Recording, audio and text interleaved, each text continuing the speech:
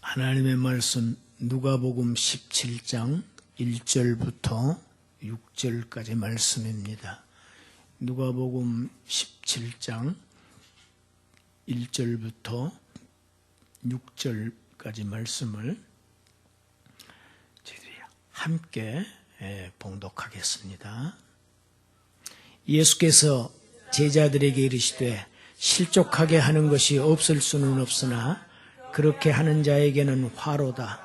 그가 이 작은 자 중에 하나를 실족하게 할진대 차라리 연조맷돌이 그 목에 매어 바다에 던져지는 것이 나으리라. 너희는 스스로 조심하라. 만일 내 형제가 죄를 범하거든 경고하고 회개하거든 용서하라. 만일 하루에 7번이라도 내게 죄를 짓고 7번 내게 돌아와 내가 회개하노라 하거든 너는 용서하라 하시더라. 사도들이 주께 여짜오되 우리에게 믿음을 더하소서 하니 주께서 이르시되 너희에게 겨자씨 하나만한 믿음이 있었더라면 이 뽕나무더러 뿌리가 뽑혀 바다에 심겨라 하였을 것이요 그것이 너희에게 순종하였으리라. 아멘. 오늘 말씀 제목 같이 한번 하십시다. 너는 용서하라. 너는 용서하라. 제목 들으니까 부담스러우시죠? 우리는 용서를 못하고 삽니다. 가만히 생각해 보십시오. 용서하지 못한 사건들이 너무 많아요. 마음속에 이렇게 응어리들을 이렇게 안는 채 그리스도인들이 살아갑니다. 오늘 본문은 믿음이라는 것이 과연 무엇인가에 대한 명쾌한 해답입니다. 또한 동시에 예수 그리스도를 믿고 따르는 자들에게 주시는 주님께서 직접 주신 명령입니다.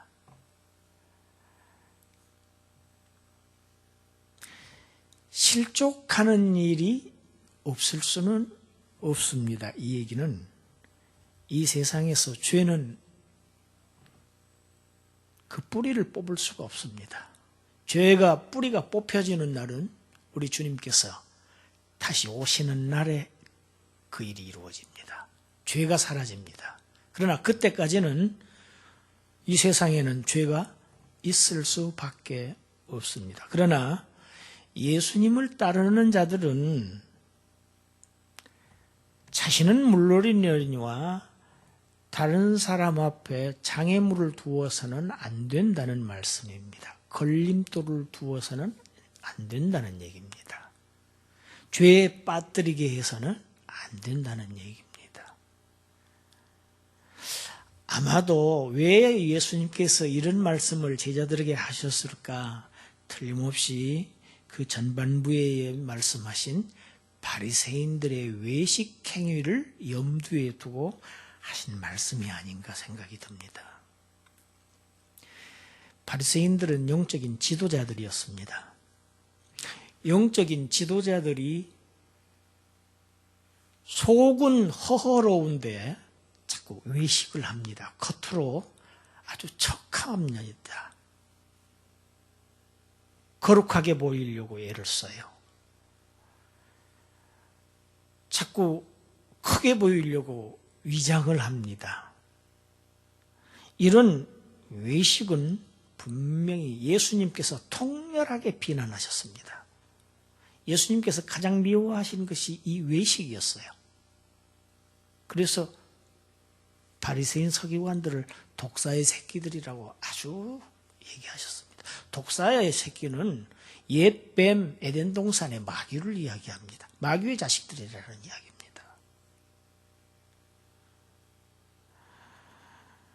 여러분, 교회에서 지도자급에 있는 사람이 자꾸 외식을 하면은 영적으로 어린 신자들도 그것이 옳은 줄 알고 다 그렇게 따라서 하게 되어 있습니다. 이게 다른 사람을 죄에 빠뜨리게 하는 결과를 가져옵니다. 그렇게 하지 말라는 말씀입니다. 그런 사람은 차라리 연자 맷돌 아시는가요? 예전에 곡식을 빻던 이런 무거운 돌이지요. 맷돌. 요즘에도 아마 두부집 이런 가게에서는 그렇게 하는 집이 있습니까? 있는지 모르겠어요. 하여튼 이렇게 돌로 갈아서 이렇게 두부를 만드는 그런 무거운 연자 맷돌을 목에 메고 바다에 이렇게 던져지는 편이 오히려 낫겠다. 왜? 자신 하나의 죽음으로 자신 하나가 죽는 것이 낫지 다른 사람까지 죽게 만들어서는 안 된다는 말씀이지요.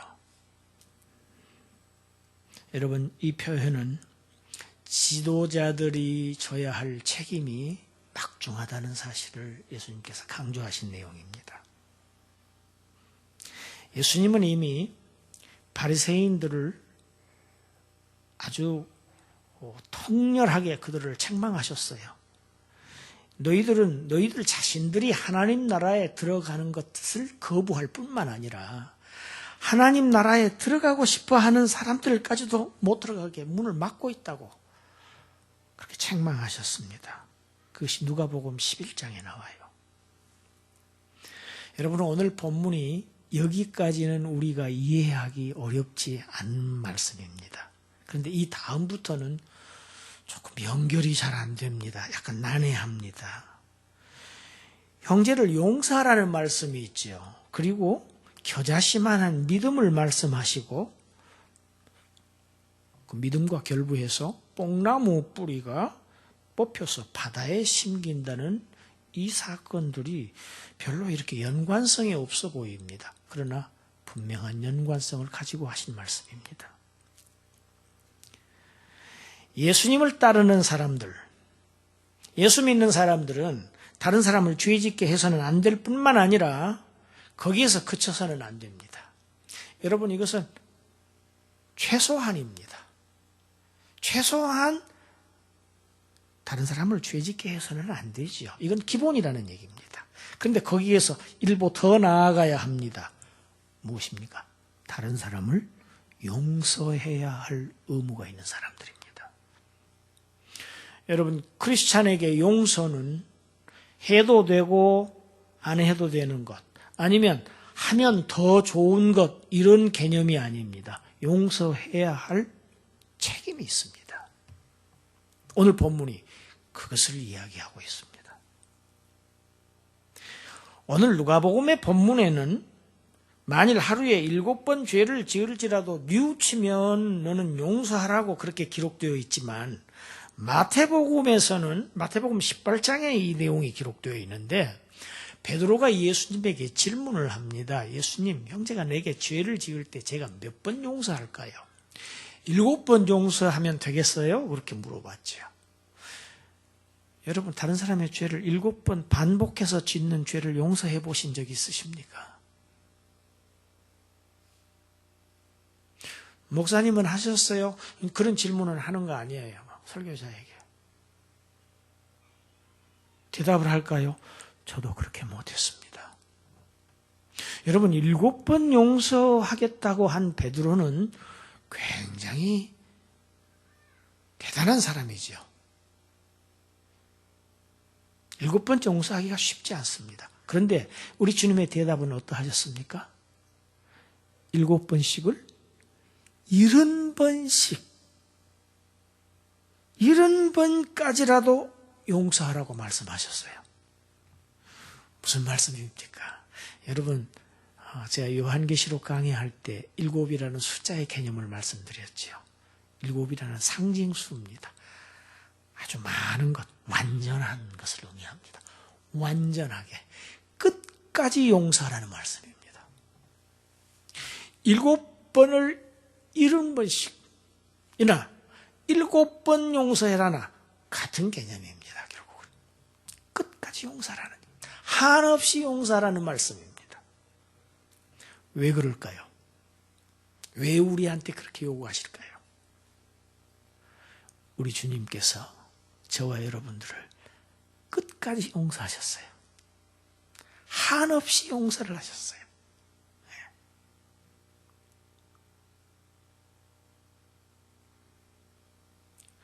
그런데 예수님의 이 7번을 회개하면은 용서해라 하는 말씀을 하시자마자 제자들이 요청을 합니다.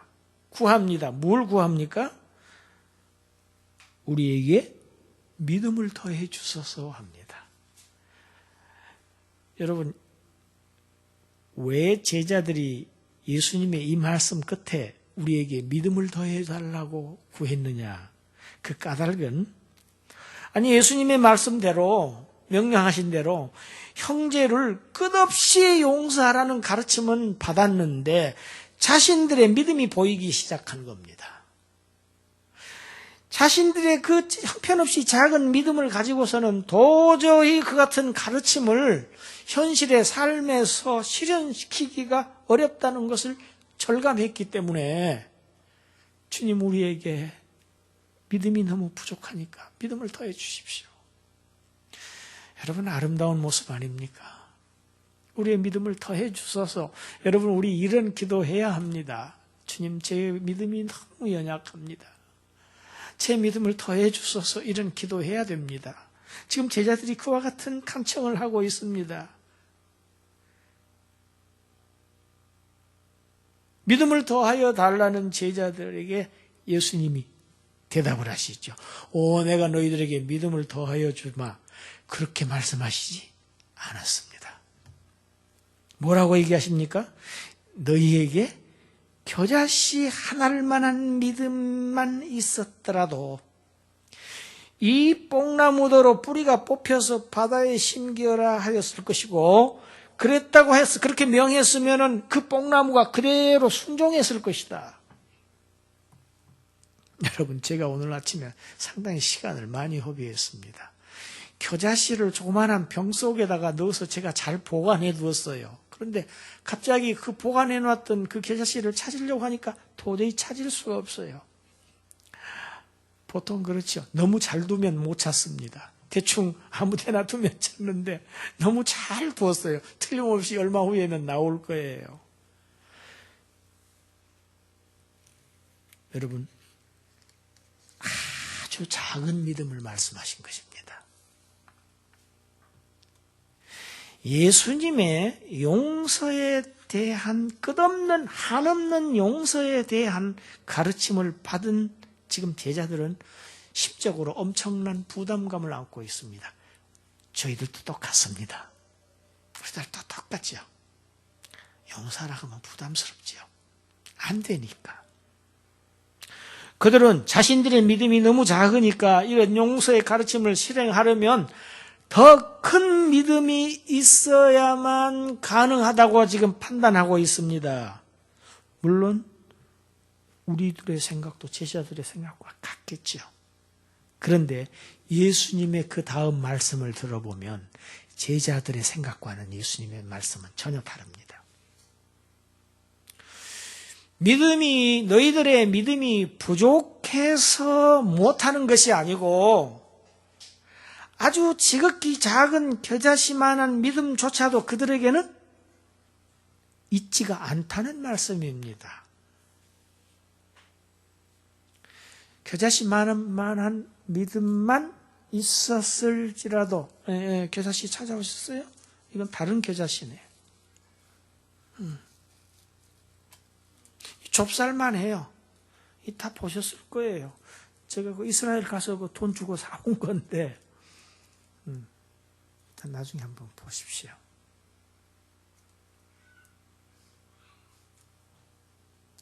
우리가 믿음이 부족하니까 예수님의 그 가르침대로 살 수가 없습니다.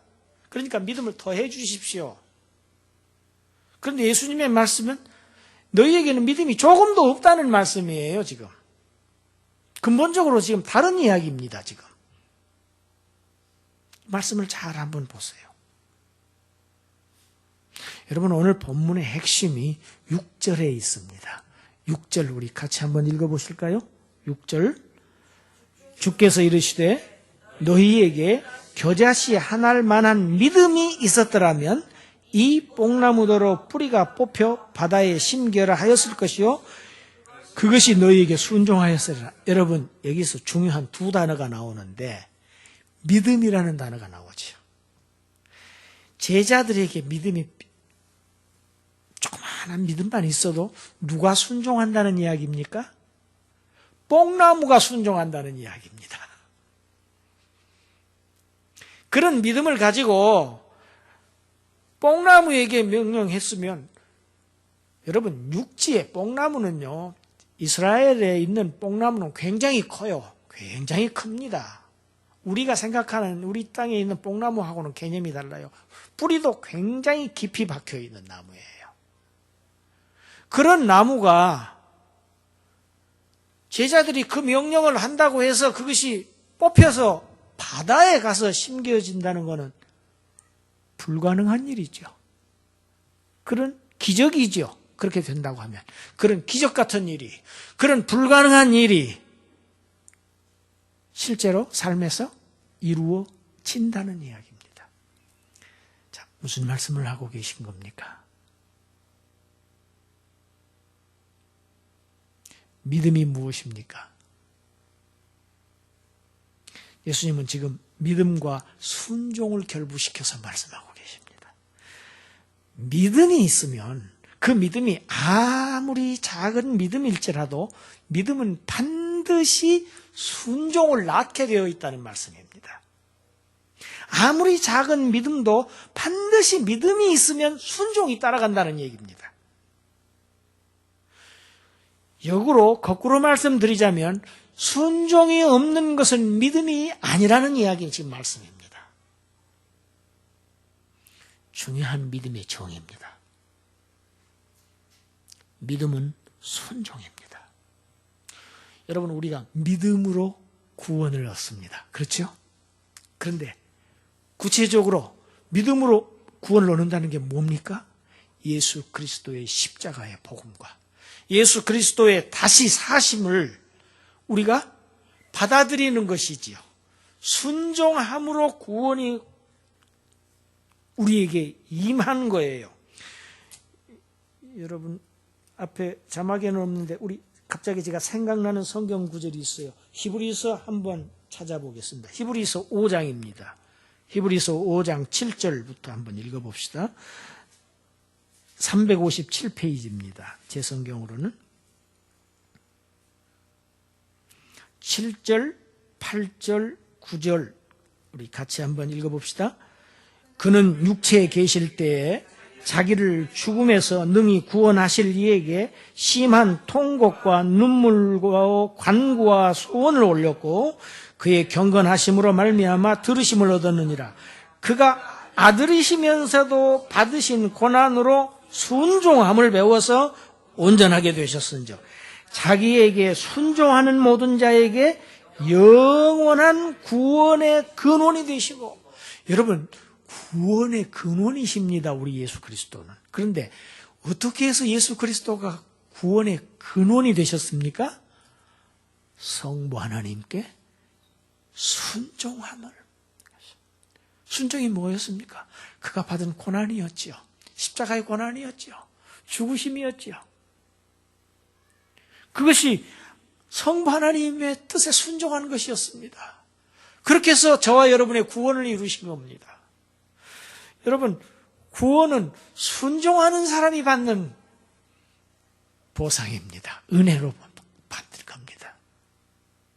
왜? 구원을 이루신 분이 순종으로 구원을 이루셨기 때문에 구원을 얻는 자들도 똑같은 방식으로 이 구원을, 예수께서 이루신 구원을 순종함으로 구원에 이루는 것입니다. 여러분, 믿음은 바로 이런 것입니다. 믿음은 순종입니다. 순종이 곧 바로 믿음입니다. 믿음은 추상명사가 아닙니다. 믿음은 구체적인 행동을 낳습니다. 열매를 낳습니다. 예수님께서 말씀하시죠. 나무를 그 열매로 안다고 하셨어요. 믿음이 있으면 반드시 순종이라는 열매가 열리게 되어 있습니다. 이것을 얘기하는 것이 야고보서입니다. 네. 순종 없는 믿음은 죽은 믿음이다. 얘기하죠. 여러분, 우리가 한 구절을 더 읽겠습니다. 4절, 본문 4절 읽습니다. 만일 하루에 7번이라도 내게 죄를 짓고 7번 내게 돌아와 내가 회개하노라 하거든 너는 용서하라 하시더라. 여러분, 회개와 용서를 연관지셨죠. 하나님은 7번에 70번이라도 죄를 짓고 돌아와서 회개하는 자들을 용서하시는 하나님입니다. 할렐루야. 우리 하나님은 그런 하나님이세요.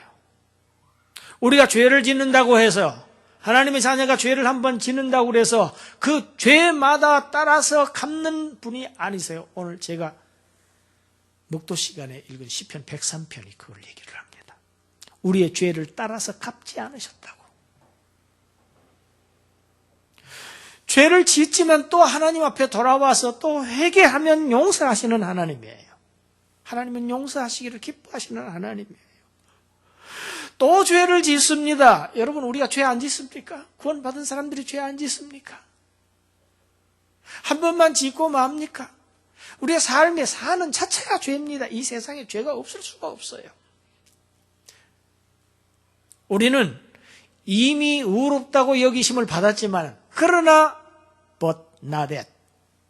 아직은 아닙니다.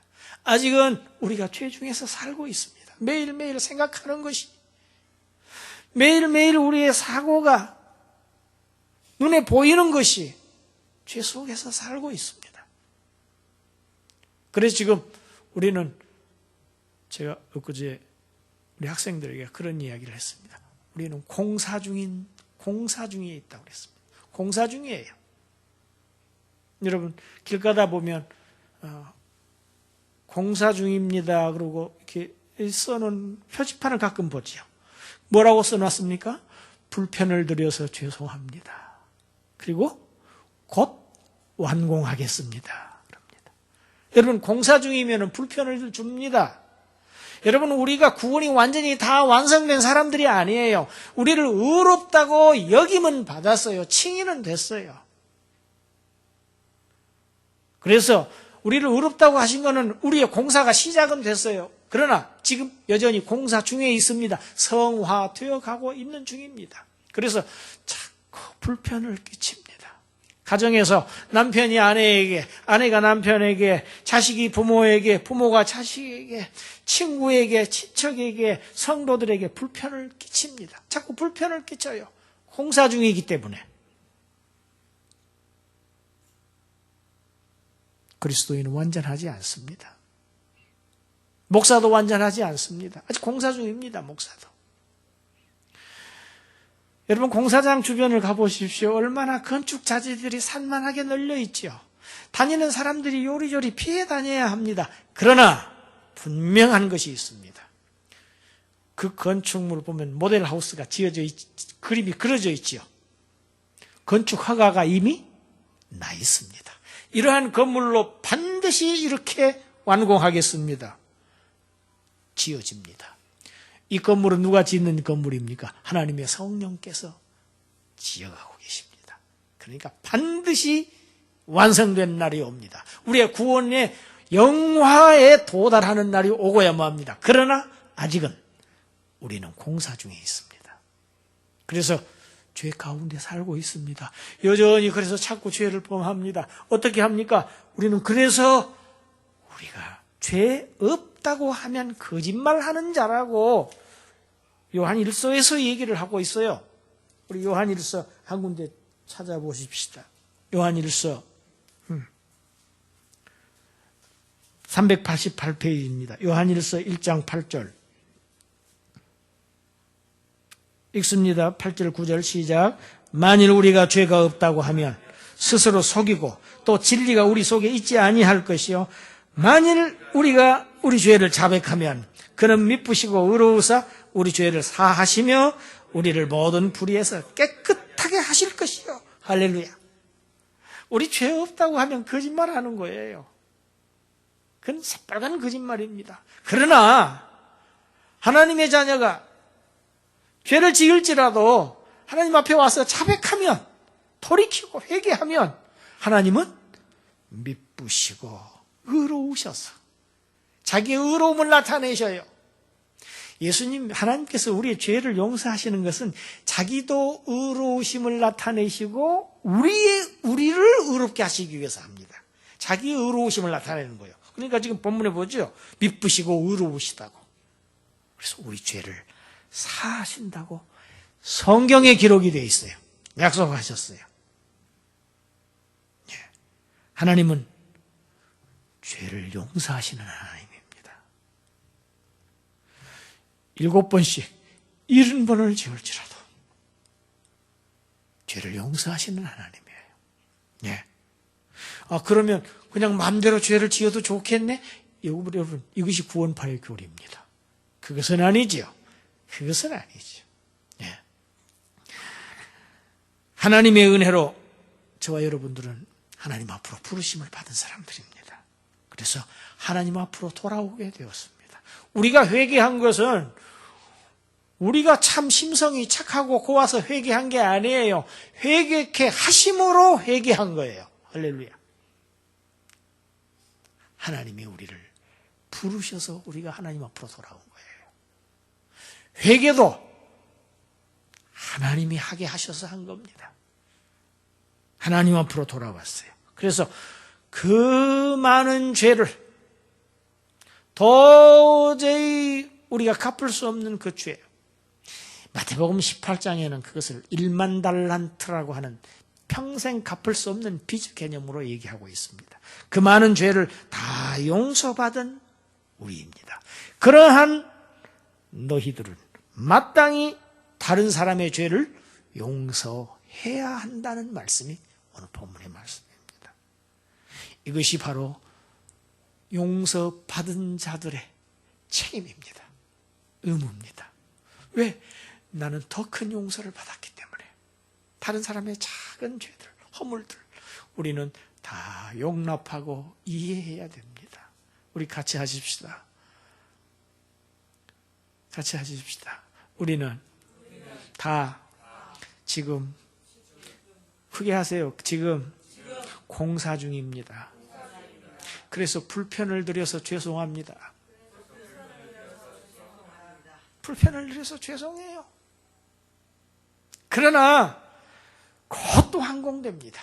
곧 완공됩니다. 멋있게 완공될 겁니다. 그때는 불편이 없어집니다. 모든 부정적인 요소는 하나도 없이 다 없어집니다. 여러분, 누가복음 15장에 보면 탕자의 비유가 나오죠. 거기 둘째 아들, 그 둘째 아들이 아담적 실존인 바로 우리들 자신들의 모습입니다. 여러분, 돌아온 탕자가 다른 어떤 사람의 누구의 죄를 용서하지 못하고 너 죄 있다고 정죄할 수 있겠습니까? 누가복음 15장에 나온 둘째 아들이, 집으로 돌아온 아들이 다른 사람의 죄를 용서하지 않고 너 이런 죄 지었어, 너 벌 받아야 돼, 이렇게 얘기할 수 있겠느냐 하는 이야기입니다. 그 돌아온 탕자가 저와 여러분들입니다. 우리는 그렇게 할 수 없습니다. 다른 사람의 죄를 용서하라고 하시는 것이 주님의 엄중한 명령이고 우리의 책임입니다. 의무입니다. 그리고 또 한 가지가 있습니다. 우리에게 이렇게 명하신 이유가 또 한 가지가 있어요. 여러분, 다른 사람의 죄를 용서하지 않으면 그런 경험 있으시죠? 마음이 편하시던가요? 마음이 참 편안하고 행복하시던가요? 그렇지 않습니다.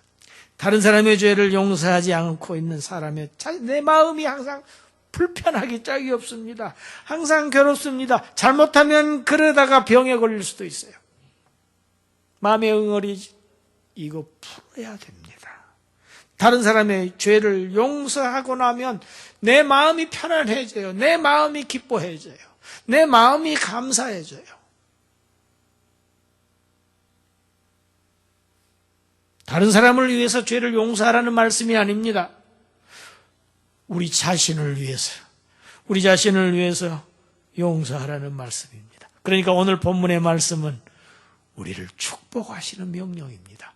우리 주님의 모든 명령은 성경에 나온 모든 우리를 향한 주님의 말씀은 우리를 괴롭게 하고 우리를 힘들게 하고 우리를 스트레스 주기 위해서 하시는 말씀이 아니에요. 그러니까 부담을 가져서 되는 문제가 아니고 우리를 풀어주시고 우리를 자유롭게 하시고 우리를 축복하시기 위한 하나님의 축복의 메시지입니다.